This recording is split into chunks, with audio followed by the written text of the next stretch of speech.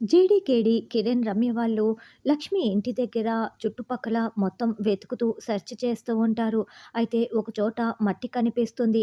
కేదార్ దానిని నిశితంగా పరిశీలిస్తూ ఉంటాడు. జేడీ ఇలా రా అని కేకలు పెట్టడంతో ఏమైంది కేడీ అంటూ జేడీ పరుగులు పెడుతూ వస్తుంది. లక్ష్మి నెయిల్స్‌లో ఉన్నది కూడా ఇదే మట్టి జేడీ.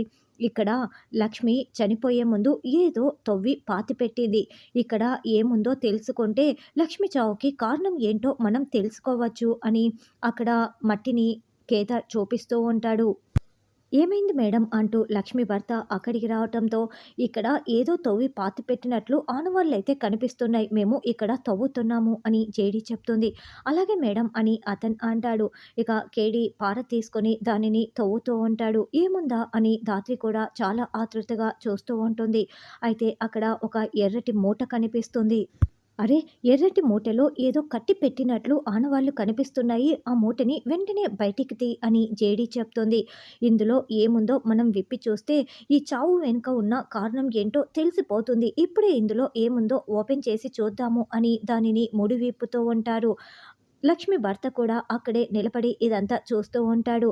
అయితే వీళ్ళు మూట విప్పుతున్నప్పుడే ఏయ్ జేడీ కేడీ అంటూ రౌడీల గొంతు వినపడటంతో ఎవరా అని తిరిగి చూస్తారు. ఇద్దరు రౌడీలు పిల్లల పీకలపై కత్తులు పెట్టేసి ఏయ్ జేడీ కేడీ మీరు ఆ మూటని విప్పారనుకో ఇదిగో ఈ పిల్లల ప్రాణాలు పోతాయి. మర్యాదగా ఆ మూటని మా చేతుల్లోకి విసిరి పడేయండి లేకుంటే పిల్లల ప్రాణాలు పోతాయని బెదిరిస్తూ ఉంటాడు. హే! ఆగు అంటూ జేడీకేడీ ముందుకు వస్తూ ఉంటే, అక్కడే ఆగండి. ఒక్క అడుగు ముందుకు వేసినా కూడా చంపేస్తానని చెప్తున్నా కదా! ముందు ఆ మూటని విసిరి పడేయండి అని రౌడీ వార్నింగ్ ఇస్తూ ఉంటాడు. మేడం నా పిల్లలు మేడం, నా భార్య ఎలాగో చనిపోయింది. నాకు మిగిలింది ఇక ఆ పిల్లలే మేడం ప్లీజ్ మేడం అని అతను లక్ష్మి భర్త బతిమలాడుతూ ఉంటాడు.